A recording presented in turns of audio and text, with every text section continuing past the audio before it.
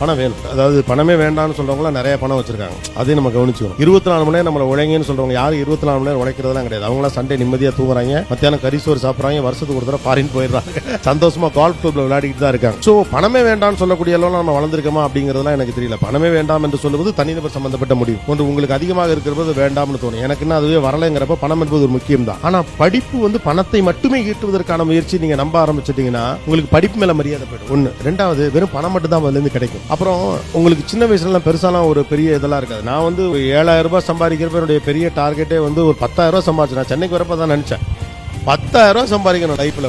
அந்த கனவை, அந்த 10,000 ரூபாய் சம்பாரிச்சு நம்ம என்னென்னலாம் பண்ணணும், நம்ம அப்பெல்லாம் கனவு காணுவோம்ல, அது மாதிரி நான் அடிக்கடி கனவுலாம் காணுவேன். 10,000 ரூபாய் சம்பாரிச்சு என்ன பண்ணணும், அந்த கனவை நான் முழுசா காண்றதுக்குள்ள எனக்கு 12,500 ரூபாய் சம்பளம் கொடுத்தாங்க. அப்ப உங்களோட வேல்யூ என்னன்னு உங்களுக்கு தெரியாது. பணத்தை வச்சு உங்களை நீங்க மதிப்பிட பார்த்தீங்கன்னா உங்களோட வேல்யூ என்னன்னு தெரியாது. ஸோ உங்களோட வேல்யூ பத்தி ஒரு கனவு காண்றது ரொம்ப நல்லா இருக்கும் அப்படின்னு நினைக்கிறேன். அதுக்காக பணமே வேண்டாம், நீங்க படிச்சுலாம் வீட்டில் சும்மா இருங்கலாம் நான் சொல்ல தயாரில்லை. நம்ம வளரணும், நமக்கு தேவைப்படுது, பணம் தேவைப்படுது, அதற்கு படிப்பு ஒரு வகையில் உதவுகிறது. ஆனா படிப்புடைய நோக்கம் விஸ்டம் தான், வெறும் பணம் சம்பாதிப்பது மட்டுமல்ல. பணம் சம்பாதிப்பதுன்னு மட்டும் நீங்க முடிவு பண்ணி அவங்க வளர்ச்சி மட்டுப்பட்டு போகும்னு சொல்றேன். ஏன்னா உங்களுக்கு இப்ப இருக்கக்கூடிய கணக்கை வச்சு தான் தோணும் இல்லையா? இப்ப இங்கேயே கேட்டீங்கன்னா உங்களுக்கு ஒரு லாட்டரி தர்றேன், உங்களுக்கு எவ்வளவு விளையாடுன்னு கேட்டீங்கன்னா 1 கோடி பேர்னு சொல்லுவாங்க, 2 பேர். சில பேர் 4 கோடி ரூபாய் சொல்லுவாங்க, மிஞ்சி போனா 5 கோடி ரூபாய் சொல்லுவாங்க. 1000 கோடி ரூபாய் யாரும் சொல்ல போறதே இல்லை. 100 கோடி ரூபாய் விளையாடணும் அப்படின்னு யாராவது கேட்க போறோமா என்ன?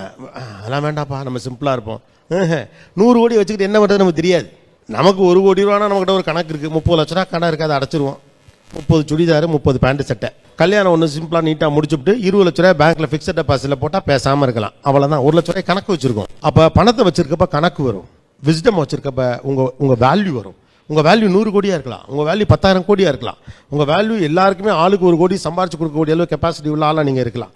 அதனாலதான் நான் என்ன சொல்றேன், பணத்தை நீங்க படிப்போட கனெக்ட் பண்ணாதீங்க. மற்றபடி பணம் வேணுங்கிறது இங்க முக்கியம் தான், அதை நான் மறுக்கல. அதாவது இந்த படிப்பு எடுங்க, இந்த கோர்ஸை சூஸ் பண்ணுங்க, உங்க லைஃப் செட்டில் ஆயிரும் அப்படின்னு சொல்லுவாங்க. பட் நம்மளுக்கு தான் தெரியும், ஒவ்வொரு ஸ்டேஜ் போக போக இன்னும் நம்ம ஓடிக்கிட்டே தான் இருக்கோம்னு. இந்த லைஃப் செட்டில் ஆயிரும் அப்படிங்கிற இந்த டேர்மை நீங்க எப்படி பாக்குறீங்க? இல்ல, என்ன படிச்சா என்ன நடக்குங்கிற எக்ஸ்பர்ட் ஒப்பீனியன் ஓரளவு நீங்க ஃபாலோ பண்றது பெட்டர் தான். ஏன்னா அவங்க அதுல அது சார்ந்த துறை சார்ந்த வல்லுநர்களாக இருக்கிறப்ப நான் என்னுடைய கன்சர்ன் என்னன்னா, அதுல அது உங்களுக்கு செட் ஆகுமா நீங்க கவனிக்கணும் அப்படிங்கிறத நான் மறுபடியும் சொல்ல ட்ரை பண்றேன்.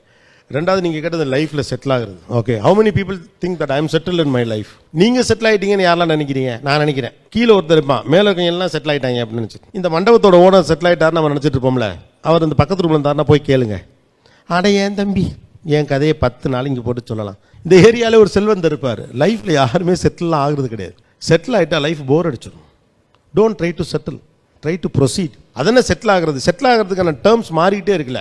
ஒரு வீடு இருந்தா நீங்க செட்டில்னு ஒரு காலத்துல சொன்னா, ஒரு காலத்துலலாம் ஒரு வேலை இருந்தாலே நீங்க செட்டில்டு, ஒரு சொந்த வீடு இருந்தா செட்டில்டு அப்படின்னானுங்க. அப்புறம் அந்த வீடு பெங்களூர்ல இருக்கணும் நானும், ரைட்டா? ஒரு வீடுன்னா பத்தாவது, ட்ரிபிள் பெட்ரூம் இருக்கணும் அப்படின்னாங்க. அதுக்கப்புறம் ஈசிஆர்ல ஒரு வீடு இருக்கணும் அப்படின்னாங்க. அப்புறம் மாமனார் வேற பணக்காரனா இருக்கனாங்க, பொண்ணு படிச்சதா இருக்கனாங்க, அழகா இருக்கணும்னாங்க, 2 குழந்தைன்னாங்க. எது settled? Nothing is settle.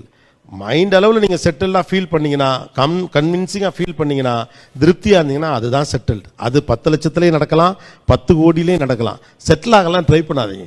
Settle ஆக ட்ரை பண்ணீங்கன்னா லைஃப் போர் ஆயிரும். யாரும் லைஃப்பில் செட்டில் ஆகலை, யாரும் செட்டில் ஆக வேண்டிய அவசியமும் கிடையாது.